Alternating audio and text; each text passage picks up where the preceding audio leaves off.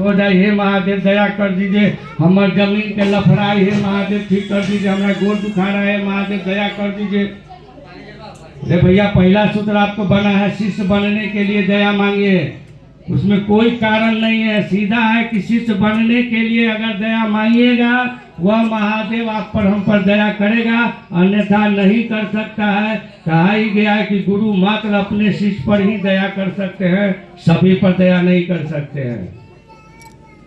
दूसरी बात आई कि जन जन को बताना है, लोगों को बताना है कि क्यों, इसलिए कि महादेव नहीं कर रहा है, मन पकड़ लेता है नहीं, लेकिन इसलिए पकड़ लेता है कि आपका गुरु मजबूत नहीं है, मन पर भारी रहेगा गुरु, तो बात हम केकरो से फरियाद ले सकते हैं, केकरो कह सकते हैं कि भैया जीवन को नहीं समझते हो तो महादेव को अपना गुरु बना लो, लेकिन यहाँ का मन पर गुरुए कमजोर है तब ना नहीं जाते हैं कहने के लिए। भाई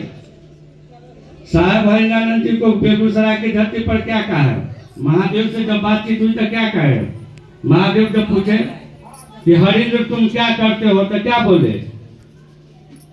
पता है कि हम लोगों को शिव शिष्य बनाते हैं, आप लोग भी 10 बरस से ऊंचाई से चल रहे होंगे, कोई अगर पूछता है कि आप क्या करते हैं तो क्या कहते हैं, जी आंगनबाड़ी में छिए, हाई स्कूल में टीचर छिए,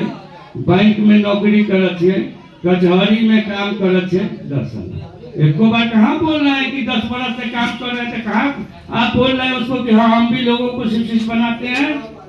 नहीं बोलते हैं हम आप, इसलिए कि लाज लगता है। बताइए तो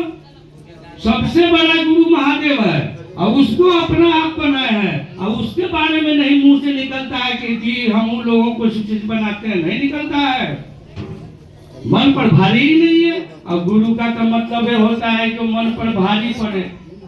नहीं अभी तो हम लोग का मन पर जगते भारी पड़ा हुआ है, तो ससुरा लोगों को कैसे कहेंगे कि हम शिष्य बनाते हैं। और याद कर लीजिए जिस दिन आपके मन या कह दे कि हम लोगों को शिष्य बनाते हैं तो 4 दिन या चीज सोच के अपने घर में बैठ कर देखिए क्या होता है। उस समय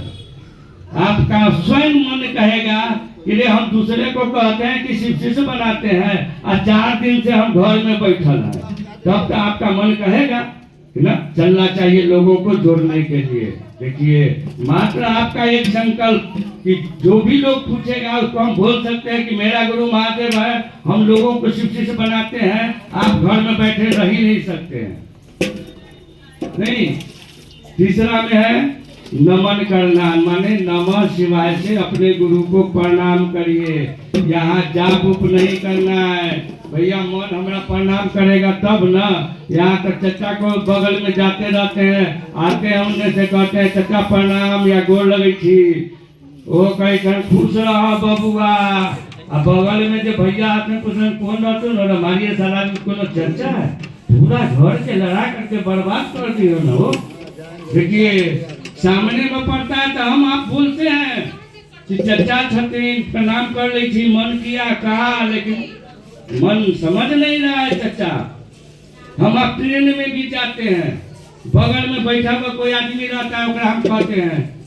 भैया हो कहीं दबना जाते हैं, हम वो बैठ जाते हैं, क्या मन मेरा समझता है जो हमारा भाई है भैया है, या कोई बुरी तो लेडीज बैठी रहते हैं तो उनको हम लोग कहते हैं चाची तनी दबना जा, बोलते हैं ना, क्या मेरा मन समझता है जो हमारी चाची है। अगर तू गर्दन पकड़ के हमरा से बूढ़ी पूछ दी उसी समय तू हम भतीजा कहिया से, तू जानले है कि सवेरे हम कथी खैली या न खैली से, मन नहीं समझता है किसी को चचा, अपना किसी को कैसे समझेगा। इसलिए हम आपको एक 3 सूत्र मिला ताकि इसी 3 सूत्र